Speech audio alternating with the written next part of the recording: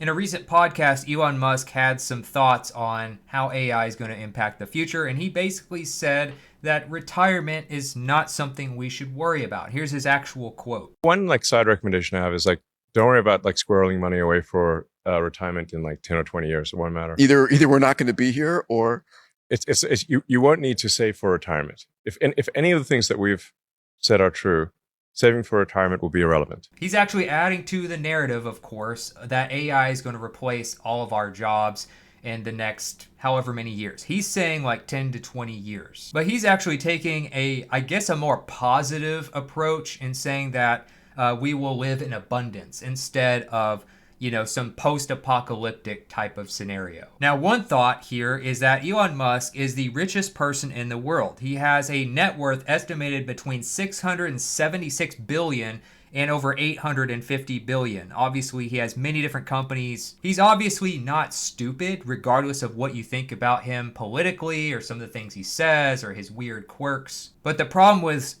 is a lot of people who are CEOs or the richest people in the world, billionaires, etc., you have to ask yourself, are they out of touch? Should they be the ones really giving advice like this? Which leads to another point. He didn't say this is an idea. This was what could happen. He said, my advice or my recommendation is to not worry about squirreling away money for retirement. He said it as a recommendation. That makes it a little more dangerous.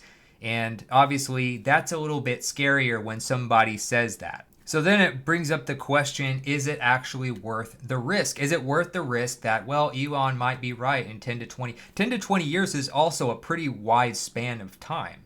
Depending on your age, let's say you're 40 years old, 10 to 20 years could be, well, that might be, if it's 20 years, that might be your normal retirement anyway.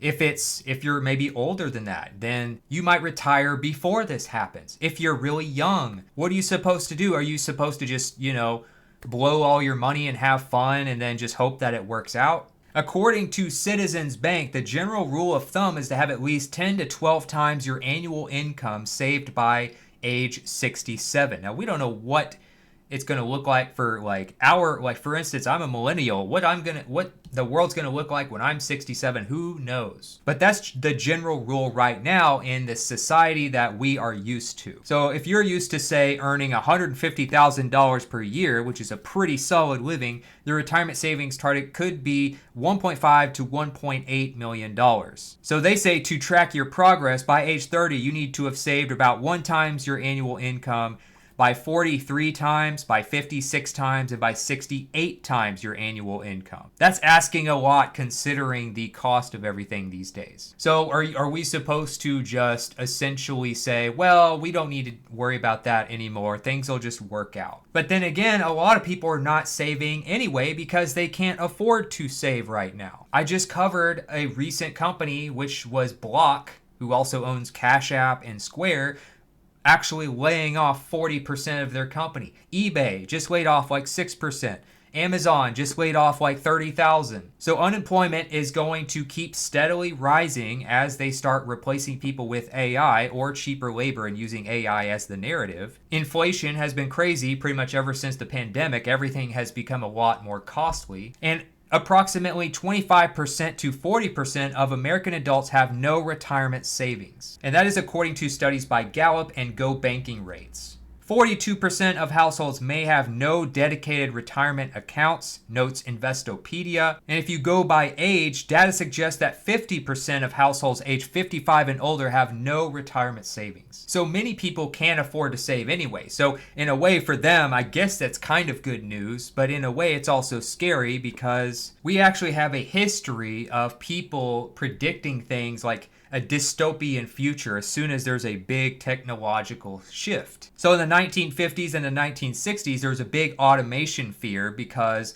of the factories of the future. In other words, the widespread adoption of the computer. In the 1980s to the 2000s, there was the rise of the personal computer, which was argued as the technology that was going to destroy jobs. In the 1990s, to the early 2000s, the internet and digital shift, experts predicted an entire overhaul of the whole workforce. So in many cases, these historically created millions of jobs. The difference here is that AI can improve itself. It doesn't need people, or eventually it won't need people to make constant inputs like you did with a computer, or like you did with industrialization when people created machines. So if we create technology that improves itself and doesn't require human input, in other words, when AI agents become fully autonomous or AGI gets created, then people who argue, well, everybody's always got this doomsday scenario in their head every time there's a major technological shift,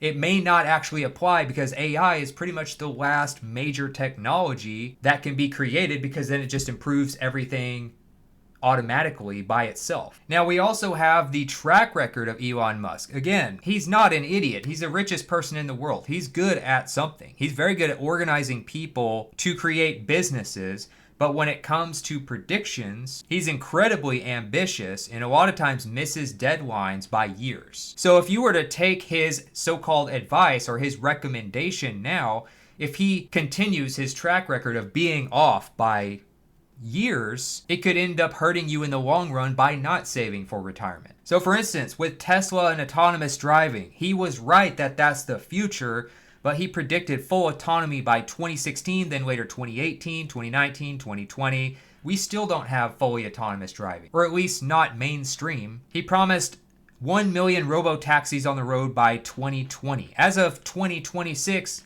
not happening. In 2011, he predicted a Mars landing in 10 years, which would be 2021. We are now in 2026 and have yet to have a Mars landing. We did make progress with like Starship reusability and things like that, as well as satellite internet with Starlink. So some of these have made progress. Some of these have kind of come true. It's just that the timeline a lot of times is way off. And when you're giving a recommendation for something that is like a foundational part of the economy and people's personal finances, if you're off by years, even the difference between 10 versus 20 years, that makes a major impact if people take your recommendation. And it also brings me to my last issue with this type of statement, is that one problem that everybody's concerned about is how are we going to survive as a population if most jobs are gone? If we continue to see mass layoffs and they lay off larger and larger percentages of their workforce, like we saw what Block did. Well, everybody talks about UBI, which is Universal Basic Income, but how many governments are even discussing that yet? Here in 2026,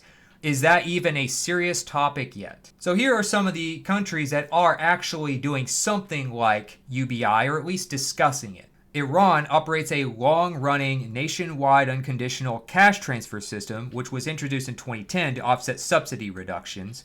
The United States, there's no federal UBI. The closest thing we have, essentially, is Alaska, which does an oil-funded dividend, which has been going since 1982. Now, Stockton, California, and a few other cities have tried different things, but we're going to need something federal, obviously. In Wales, the Welsh government launched a 2-year pilot in July 2022, providing around £1,600 monthly for care leavers. So a very specific use case. In India, one of their states had a planned trial for up to 10 million women. In Brazil, they've had some publicly funded trials with over 40,000 participants. Canada's had a few select trials. Europe has had some discussions, surveys, and pilot studies in countries like Germany, Finland, Spain, and the Netherlands. And apparently Macau has a government-funded yearly universal basic income to permanent and non-permanent residents. So while there have been some small trials, there's not really like a major country,